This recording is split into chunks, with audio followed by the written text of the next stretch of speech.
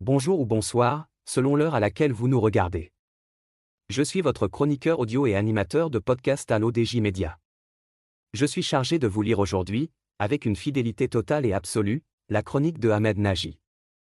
Nous analysons aujourd'hui un tournant diplomatique majeur où le Maroc se positionne au cœur d'une nouvelle architecture mondiale de sécurité. Le titre de cette réflexion est « Que gagne le Maroc à travers son adhésion au Conseil de la paix ?»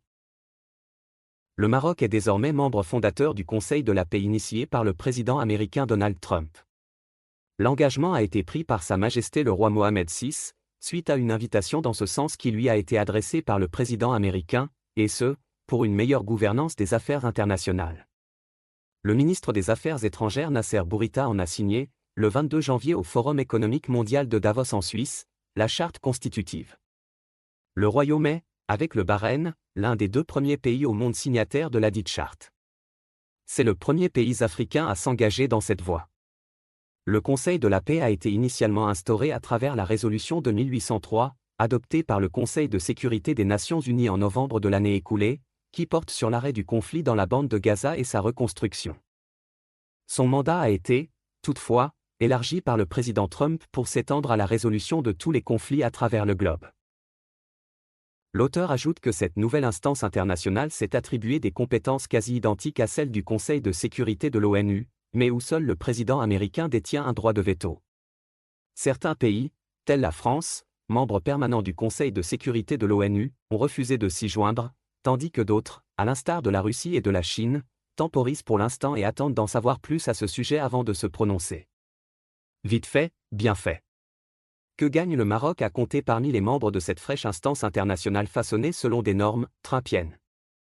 Contrairement au Conseil de sécurité des Nations Unies, avec lequel le Conseil de la paix fait presque doublon, ce dernier tire sa raison d'être, et donc sa légitimité, essentiellement de l'impuissance caractéristique de l'organe onusien à résoudre efficacement et rapidement les conflits armés qui s'enflamment à travers la planète. L'auteur affirme que pour lui, le Maroc, confronté aux problèmes séparatistes attisés par un pays voisin hostile, a vu traîner cette affaire dans les instances onusiennes pendant pas moins d'un demi-siècle. 50 années pendant lesquelles les ressources allouées par le Royaume à la résolution de ce conflit auraient pu être mieux exploitées pour le développement du pays et le bien-être de sa population. Il va sans dire que le président Trump, qui ambitionne toujours de se faire octroyer le prix Nobel de la paix, cherche à travers ce Conseil de la paix taillé à sa mesure à marquer la scène internationale de son empreinte. Celle d'un homme d'affaires qui sait pertinemment que plus un conflit traîne en longueur, plus il est coûteux et tend à s'aggraver. Un mauvais arrangement vaut mieux qu'un bon procès, dit l'adage. L'auteur pense que la légitimité du Conseil de sécurité des Nations Unies est fondée sur le droit international, son existence n'est donc nullement remise en question par cette nouvelle instance internationale qu'est le Conseil de la paix. Leurs approches différenciées, si parfaitement coordonnées, sont toutes les bienvenues pour mettre fin aux crises et conflits armés et préserver ainsi des vies humaines. Même si ce Conseil de la paix ne devait pas durer plus longtemps que le mandat de son promoteur à la tête des États-Unis, chaque crise ou conflit définitivement résolu, ou du moins pour longtemps gelé, est un acquis qu'il ne s'agit pas de dédaigner. Le contraire consisterait à regarder s'allonger la liste des pertes humaines et matérielles des guerres et affrontements armés et perdurer les souffrances des peuples concernés en attendant que justice soit faite. L'auteur conclut que se profile ainsi une redistribution géopolitique des cartes à l'échelle mondiale, un processus confus mais néanmoins rapide dans lequel le Maroc se doit de se donner une bonne main. À l'ouest de la planète, les États-Unis tentent de se forger une sphère d'influence exclusive, sous le regard ravi des puissances de l'Est.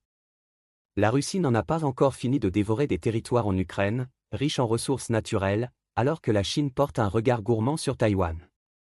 Au nord du Maroc, une vieille Europe, démographiquement et économiquement en déclin, et au sud, un continent africain en plein essor qui regorge d'opportunités.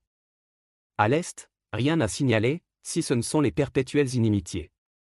À l'ouest, le grand large Atlantique qui mène vers les Amériques. Sa Majesté le roi Mohammed VI n'hésite pas un seul instant pour positionner le Maroc à chaque fois au mieux sur l'échiquier du grand jeu à l'échelle planétaire. Je vous remercie d'avoir suivi cette analyse géopolitique. En tant qu'hôte de l'ODJ Média aujourd'hui, j'ai tenu à vous restituer chaque mot de cette chronique de Ahmed Nagy avec une fidélité absolue, pour que l'idée originale vous parvienne dans toute son intégrité. C'est cet engagement, entre authenticité du texte et passion du partage, qui définit notre mission. Je vous donne rendez-vous très bientôt pour une prochaine chronique, afin de continuer à décrypter, ensemble, les enjeux de notre temps.